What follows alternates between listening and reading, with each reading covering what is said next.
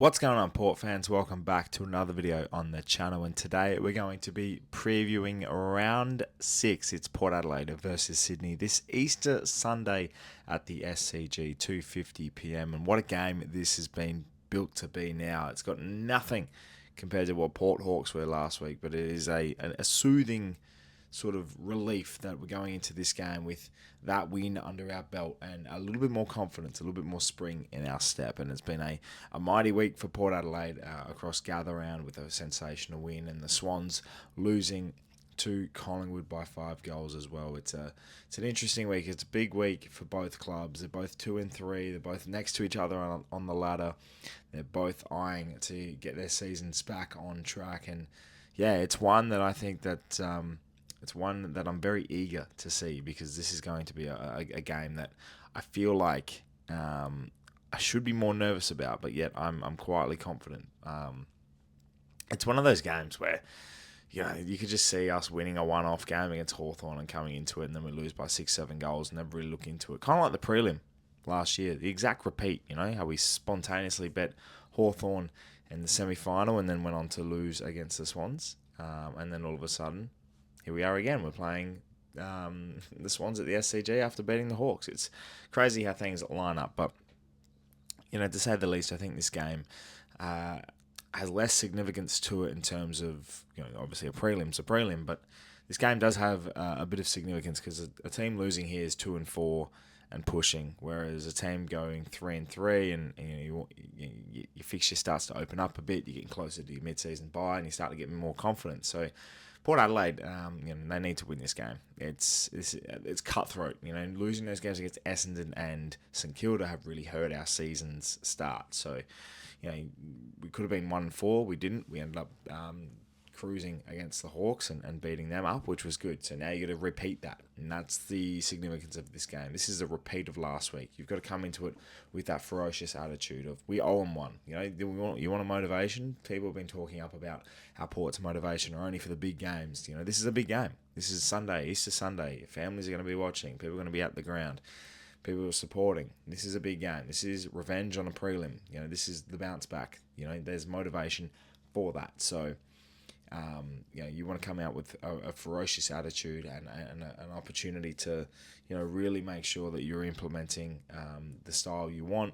Obviously, it's the SCG, which is a little bit more skinnier, a little bit shorter, and it's one where it's very, very difficult to play and probably won't be as high scoring this week as last week was. The Swans have definitely implemented a scoring system which they've been able to do successfully. We saw it against North Melbourne a week prior. They still scored 78 points last week against Collingwood. So they're managing their scores, but they're just, I think with the Swans in particular, Hayden McLean's the difference up forward. Joel Marty's going to be injured this week. Where do they go to? Who do they look to in terms of their forward craft? So it's intriguing. The Swans are an interesting matchup, and Logan McDonald's is not going to probably play either. So they're cutting it short up forward. No Papley either. So their significance around the footy in the forward half has definitely been pushed away, whereas we're looking at Ollie Lord kicking goals now. Georgiadis is our number one forward. Willie Rioli, which, just to touch on him for a second, I'm fully in support of Willie Rioli. I don't condone any sort of attitude or changes he needs to make to what he believes in. The racism and the stupid comments from people online, they're hiding behind an account name, and it's disgusting behaviour. So if you are in any intention thinking about talking about or anything to do with racism, with your group of mates or with anyone, don't do it. It's not to be supported. It's disgusting. So get behind Willie this week. He's going to be, I think he's going to come out with a lot more motivation again. And there's countless of others in our forward half. Joe Richards has been an unsung hero of last week. Tommy Cochran kicked his first goal and looks to be the good. Stevie J, I'll get to selection in a second, but he was 1 week suspension, missed last week.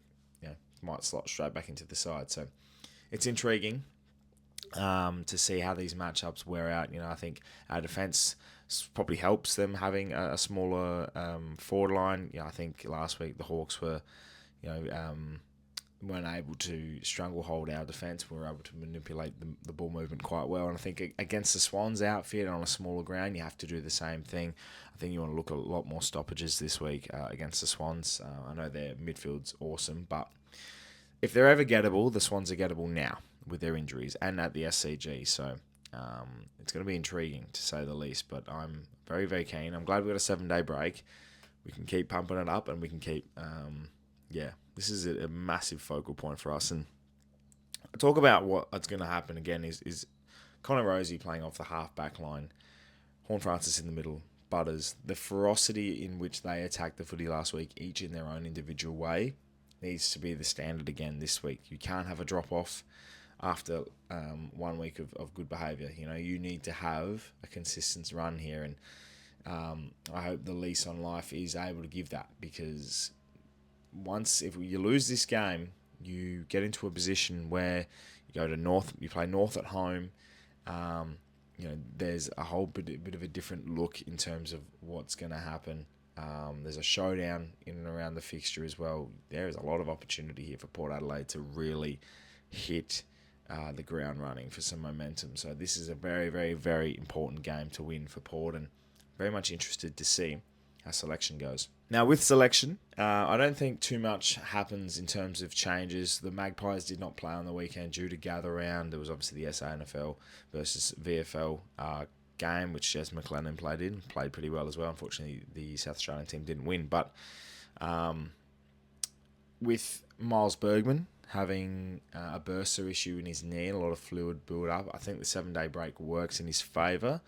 Whether or not he's fit enough, we'll wait and see. They're definitely going to give it to the last second, which would be good. I think he's important and very, very, very, very important for our structure too. Not just him as a player, but also what he brings. So I think if he doesn't come up, I don't think Logan Evans comes in. I think, again, there's more movement around. DBJ might come in for a straight swap.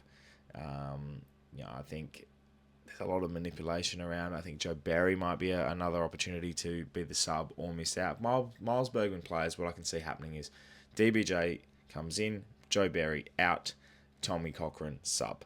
It's what I can see happening. I think everyone else deserves to start next week on the weekend, because they played really, really well. And Tommy Cochran's game was good. Do not get me wrong. But I just see the way that will pan out. Miles Bergman doesn't play. I think Logan Evans will come back in, and I think DBJ will come in. Joe Barry will go out as well. Anyway, I don't think. I think he needs a bit of a rest. Barry, I think, being subbed a couple of weeks in a row, you don't really get an opportunity to be the full game again, and you might miss out. So he hasn't had his game yet, Joe Barry, which it's not great, but he definitely will get his opportunity. But that's what I can see happening. I don't see any other changes really occurring, and injuries are still few and far between in terms of our outs at the moment. So otherwise, the likelihood of going in unchanged is next to zero. DBJ is playing this week regardless. So a tip for this week, I've looked around, I've seen the odds. Sydney are heavy favourites. I've looked around, I've seen tips. The AFL's tipped them by 7. People are tipping Sydney. People don't trust Port Adelaide, and I don't blame them. I do.